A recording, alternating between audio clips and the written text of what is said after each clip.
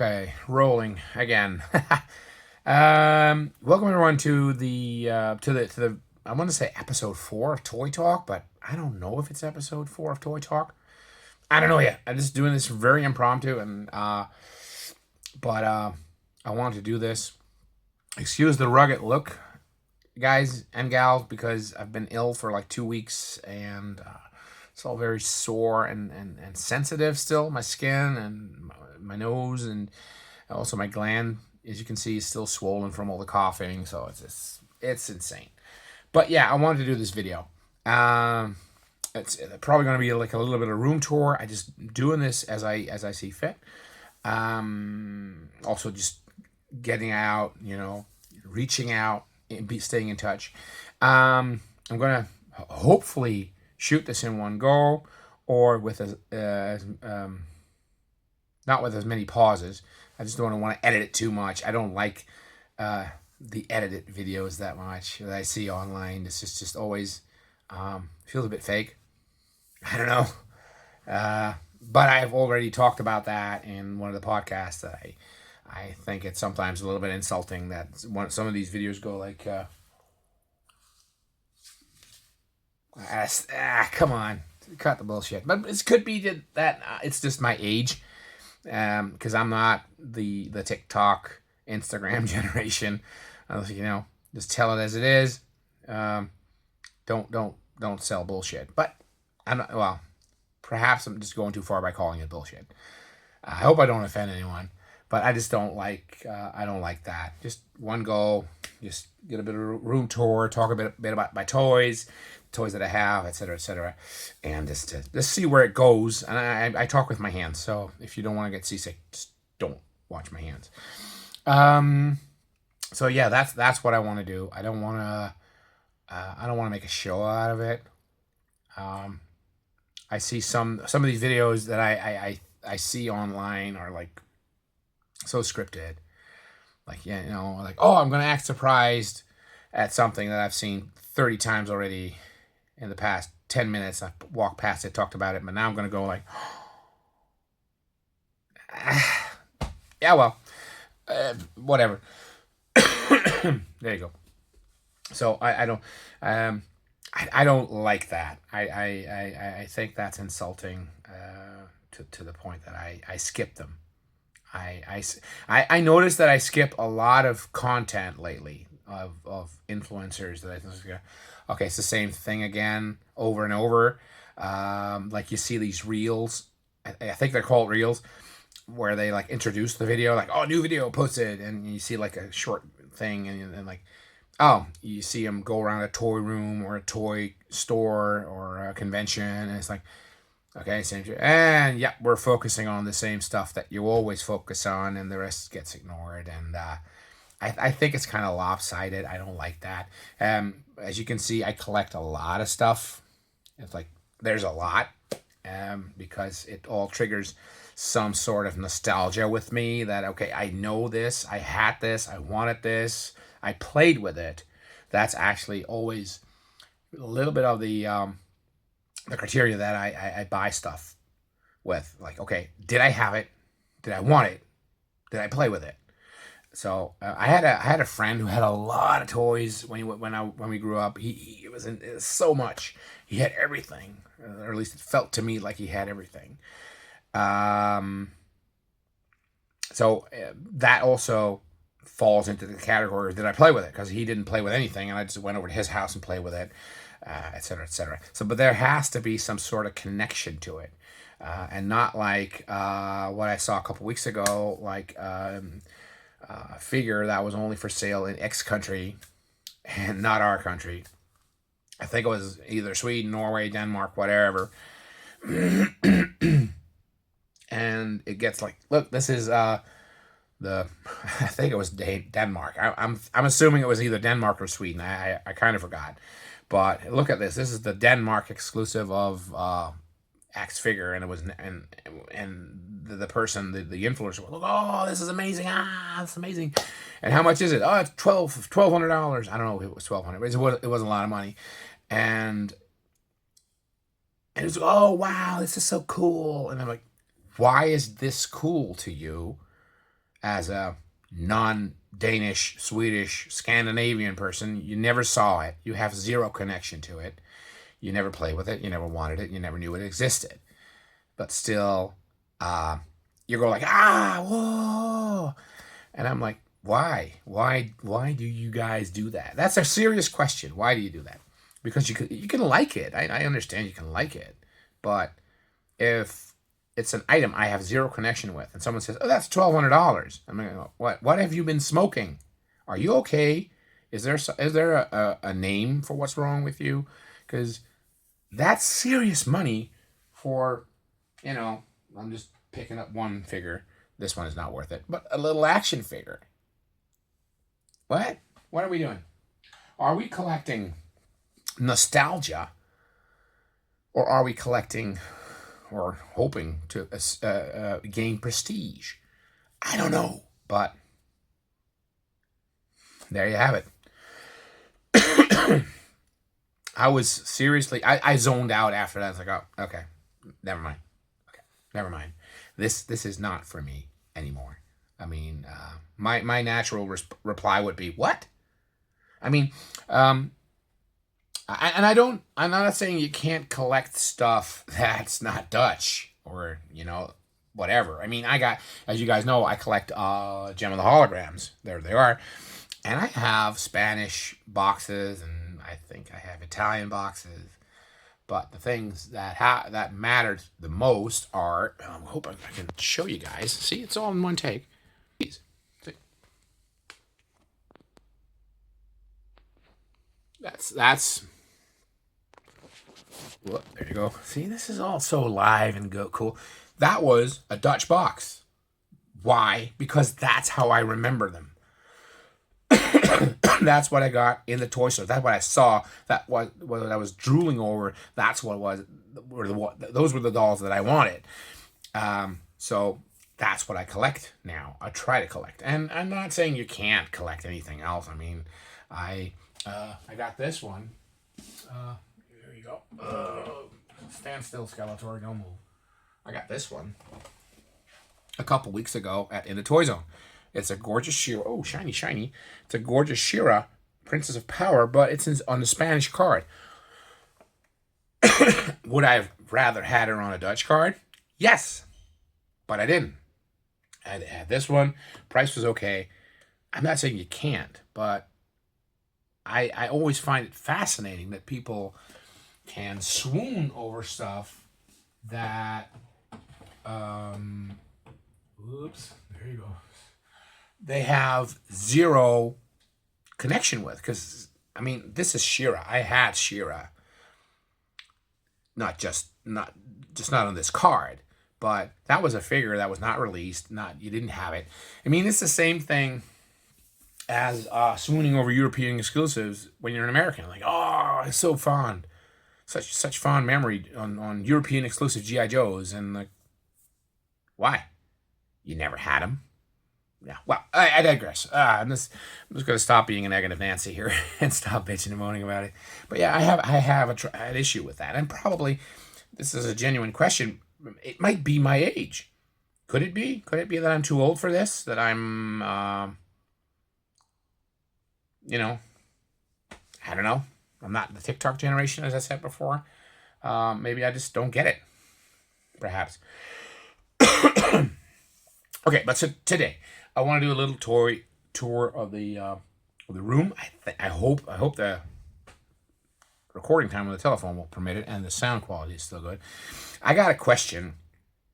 No, yeah, I got a question. I did get a question, but final remark on what I started before. I think that why am I so adamant about don't hype it up too much. Just keep it natural, keep it honest, is because I think that as an influencer, which I am not, I do the occasional posing on a photo, but that's about it. But as an influencer, I think you should take more responsibility. I actually had a very heated discussion with someone over this who was quite pissed off. I think he even blocked me about it. It's like, as an influencer, you should take responsibility for some of the stuff you say. because what you say carries weight, whether you accept that or not, or realize that or not. It carries weight. If, for instance, I'm gonna an example just for me. I completely forgot about the G.I. Joe Ninja Force. It's one of those lines that was just in the back of my head, and I was like, I never had any connection with it. I mean, I saw them in the stores. That was after I lost interest in G.I. Joe because, G.I. Joe eventually steered clear of the military theme and went with the Eco Warriors and the Mega Marines and the Sky Patrols and the whatevers, and I just lost interest there. And the Ninja Force and the Street Fighters, I lost interest. I just didn't. And I completely forgot. I saw a video of Pixel Dan a couple weeks ago, and he picked up a couple of these Ninja Force figures, and I'm like, holy shit, these are cool. I completely forgot. So that carries weight. Him being keen on it and going like, oh, carries weight because now I'm like, I might need those. I actually bought two, not less than that 2 hours ago, because of that. So it carries weight, what you put in there. So if you go like, oh, this is completely normal, $500, $600, $1,200, it's completely normal. It does carry weight. People are, it's contained within the name. It's influencing people. So yeah, but I don't want to be too negative. Some of the, I don't want to say friends, but some of the acquaintances I have are influencers, and I don't really want to, rub them the wrong way. Perhaps I already did. I don't know. I got a question a couple weeks ago, like, hey Andre, what is your favorite toy line to collect? What's the toy line that influenced you the most as a kid? That was the question. And when I answered that, they went like, what? Because it was an answer they did not expect. They expected, oh, I'm gonna reach down there. They asked me what toy line influenced you the most, and I gave them an answer, and it was like, we didn't expect that. What? They expected me to go and say, the real Ghostbusters, Kenner. And, oh, by the way, this is my original. This is the one I had as a kid. Played with, weathered, proton pack busted. But this was the very first real Ghostbuster figure I ever owned. This one was gifted by my mom. So it's super special on so many levels. Yeah, this is the original Ray Stantz that I got. And I got him because his uniform resembled the uniform in the movies best. So I was like, okay, I got to get him. I'm just going to put him here. But when I said this toy line influenced me the most, I was like, wasn't it Ghostbusters? Isn't it supposed to be Ghostbusters? I mean, you have Ghostbusters Dutch Division, you have a proton pack, you have a uniform. You watch those movies all the time. There's a big ass logo right there. And there's a movie poster right there. Yeah, Ghostbusters is a huge influence in my life, but it wasn't the biggest. Because the toy line was late to the party. The movie arrived in 1984. I was ready for it. I collected the soundtrack, I collected the movie posters and clippings and the game on the Commodore 64. I had it all. I was so into Ghostbusters, but there were no toys to go along with it, which was weird because in that time we had Star Wars, which like movie tie-ins. It was very normal that there were toys from movies that came out thanks to Star Wars, but no Ghostbusters. I don't know why. It just wasn't. I think it has to do with the fact that it was actually meant to be like a supernatural horror comedy, not suited for kids. So probably. So 1986, when the real Ghostbusters did arrive in 1987, I was ready for them. I collected it like crazy, but they were late to the party. Then the movie came, 1989, second movie. I took it all in. No turning back. You will see that in a bit. I got quite the real Ghostbusters collection. Loose figures and playsets and cars and whatever. I have some stuff. But the toy line that influenced me the most, I'm going to get him, Where is he? I should have planned this better. G.I. Joe. And why? Because this toy line stuck with me from 1983 or 1984, somewhere on those lines, all the way to 1992. That's around the time I lost interest. So that's 9 years of my life devoted to a toy line, one toy line. Ghostbusters, 1986, sorry, till 1990. So it's less. I had more Ghostbusters at a certain point, but this stuck with me the longest. This is actually the first G.I. Joe figure I bought in the Dutch stores. This is not the first figure I ever owned, but this is the first figure that I got from the stores. I had others that I got in the United States when we went there. Little did I know that it was G.I. Joe. I just thought it was cool, and people that know me might see a pattern in there. I'll get the figure in a bit. But this, Footloose, or Zontas, was actually my very first G.I. Joe. And it was a very influential line. I was into military stuff. I was into the United States military stuff. I loved it. I just took it in. It was when the A-Team was still popular. So Soldier of Fortune, military U.S., it was all, hyped and looked up upon. So, this was it. I mean, this was a soldier, and he was looking cool. And I'm going to adjust your helmet a little bit. So, yeah, G.I. Joe stuck with me for a very, very, very long time. And I had a lot of G.I. Joe.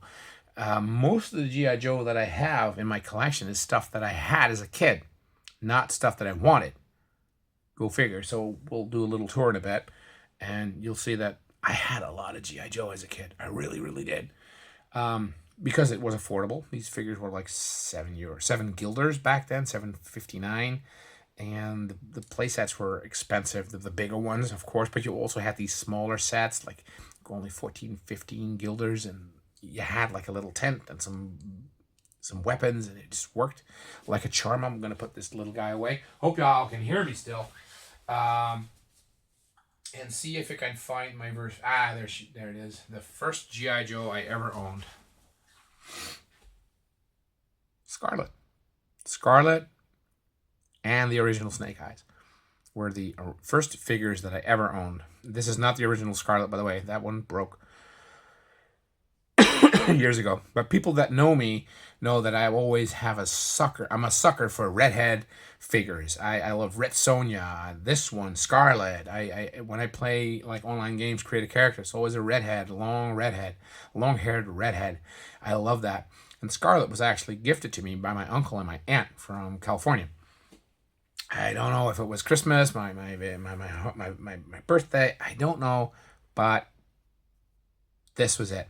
This was what was gifted, and I loved it. I loved this figure, and I confused the heck out of friends later when G.I. Joe was more popular. Where did I get her? And I'm like, I don't know. My uncle and my aunt gave them to me. I forgot to mention that they were from the United States, but yeah. Details, right? It's all in the details. But this is one hell of a gorgeous looking figure. I have more Scarlets. There's a Scarlet up there. I'll show you in a bit.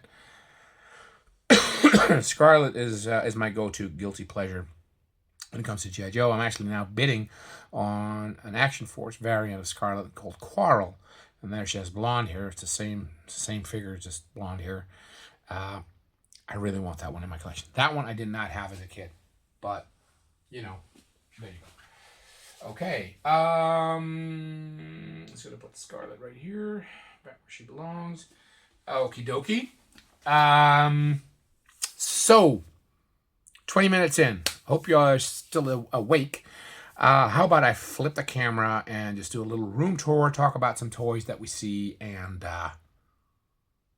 yeah, I guess that's it.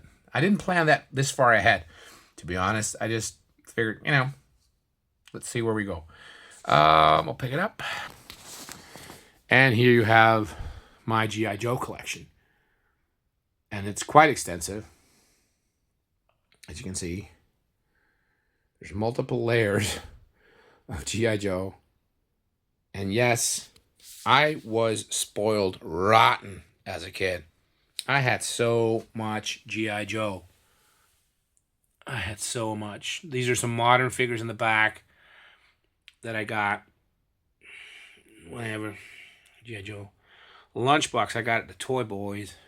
Some classifieds, some of my favorites. Scarlet, Lady J, Zarana. Just love them.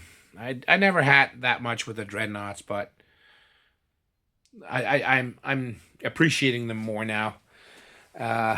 Tiger Force, one of those lines that is now insanely expensive because of the European exclusives, or as we just like to call them, toys, because they were not like that rare here, I guess. But yeah, still. These are two of my favorites. Check it out. These are two of my favorites. Absolutely favorites. Beachhead and Shockwave. I love these two. These were so awesome. I had them both, and they were just so freaking awesome. Freaking awesome. Dusty. I think he was one of the ones that I got later on.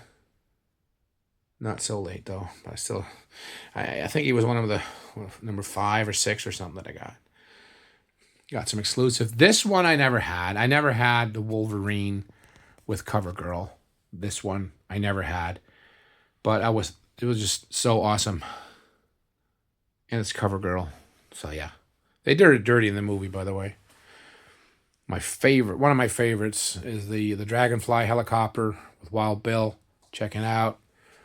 And of course, the pièce de résistance would be the Tomahawk, which was like a playset in itself. So awesome. And let's not forget the beautiful Sky Striker. Gorgeous, gorgeous, gorgeous. So yeah, I got a lot of G.I. Joe. And yeah. Oh yeah, the APC right there. That one I never had as a kid. Something I thought was awesome. This beast, Rolling Thunder, and that one's gorgeous too. You know, the hydrofoil, the Cobra hydrofoil. I love that one. So gorgeous, stunning.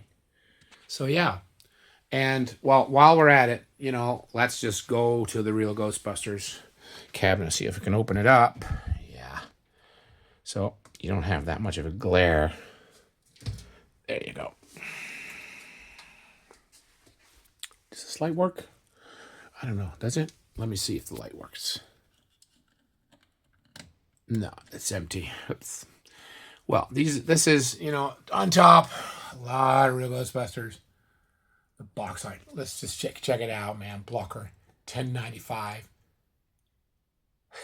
I would give anything to buy these items for that money again.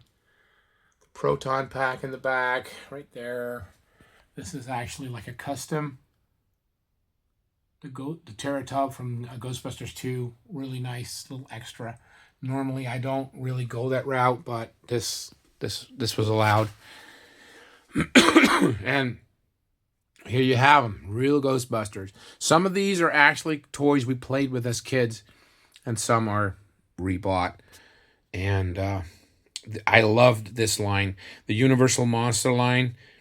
That was just so awesome. I loved playing with Dracula and the werewolf, and then the Ghostbusters had to get him. I thought these two were kind of weird, the zombie and the Quasimodo. I had them, but I didn't like them. But I loved Frankenstein, Dracula, and the werewolf. The Haunted Humans. Yeah. Not as a kid. This one I loved as a kid. Stay Puft, of course. And these are the Blitzways, which are the modern versions of the movie guys. But yeah, they're awesome. I got an original Ectoglow Winston Zeddemore. More to come soon, I hope, because they're on their way. And this is just more carded stuff. This is not all stuff that I had. I never had an Ecto 1A, but I do need one because, of course, it's the Ghostbusters 2 vehicle, which is my favorite movie. I love Ghostbusters 2, so I gotta have them. Afterlife figures, which go really well, by the way, with the real Ghostbusters. I just, I didn't feel like keeping them boxed or carded because they're not worth that much. And I was like, yeah, let them breathe. Another custom figure of Moogly, Strutting Moogs, and there's more stuff. Ecto ones. Ghost Spooker, I got that at the Toy Zone last year. My friend Mark actually helped me with that one. So I'm going to close this up. There you go. And here's just more random stuff. I love Barbies. And I always get the question, why does a guy like you collect Barbies? And I'm like, why not? Another version of Scarlet right here. It's a modern one. It's a class. I don't know. It's the Super 7 one. Really cool. Beverly Hills 90210 dolls. I got 3 of them. I'm still missing 2.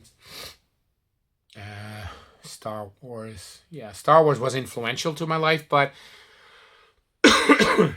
I had Star Wars before I had G.I. Joe, but I never really collected it because it didn't have the impact of G.I. Joe. Or, I was late to the party. Star Wars got released in 1977. I was 2 years old, and Empire, I was 5. And I think I saw Empire just before Return of the Jedi released, and that was in 1983. So the first movie I saw was Empire, and shortly after I saw Return of the Jedi. And up until then, the toys made zero sense. I loved them. I mean, the first one I had was a Luke Hoth and a Hoth Rebel Commander. And then there was the Bib Fortuna I had, and I got a biker. No, not a biker scout. I got Gamorrean Guard, and then some Ewoks, biker scouts. So I had a little bit of a mishmash of Star Wars, but I never really had the need to collect it because my friend had everything from Star Wars. So whenever I wanted to play with it, I just went to his house because he never played with it at all. He just threw it in the bin, in one of those toy bins, and left it there. So, of course, Vissels, so well known. And here's my little mask corner, which will see a little bit of an expansion in the next couple of weeks, hopefully, because I'm getting some boxed items in, I hope. Stray Street Fighter Chun-Li figure that it's so wrong that I just had to get her. And then, let's see, let's just walk here and see what this is all about. And actually, this contains, oh my gosh, I'm so going to contradict myself right now, because this actually contains items that I didn't have as a kid. The 18, of course I had that as a kid. I played with the 18, was super, super, super popular, so I had it. This ninja right there, I wanted, but I wasn't allowed to get. Knight Rider. This is all pretty self-explanatory. This is stuff I had and liked. I never had Visionaries, but a friend gave them to me, and I'm slowly starting to really, really love this. These Magic Meadow ponies are my wife's. Honest to God, they're not mine, but she doesn't have the room for it, so I'm just keeping them here. Barbie and the Rockers. I shouldn't even do this as a Gem fan, but there it is. Spice Girls. Yeah, I actually had Spice Girls. Rambo. I had one Rambo figure. Not one of these. I had the one with the red beret. And these are my wife's ponies. Once again, no room. So I'm saving them. And this is one of those Italian boxes I was talking about. This is an Italian Roxy from Gem of the Holiday. Can you guys see it? No, there she is. I got that because, hey, it was boxed. It was something different, and it looked good. Some bootleg gems. Yeah. Star Trek. And more like Pupples, Care Bears, Gem. Oh, this is so cool. This is my new Evelyn that I got a couple weeks ago at the Toy Zone. So loving that one. This one might go for sale, up for sale, the She-Ra bust. I'm not sure if I want to keep it. So if you're interested, just let me know. More Gem and the Holograms boxed. Gem and the Holograms boxed. Xena boxed. Yeah. Well, this is a Star Wars item that I'd never had but wanted so bad. The AT-AT. I never had it, but the friend had it, so I know how it looked. I know how it played, but I never had it.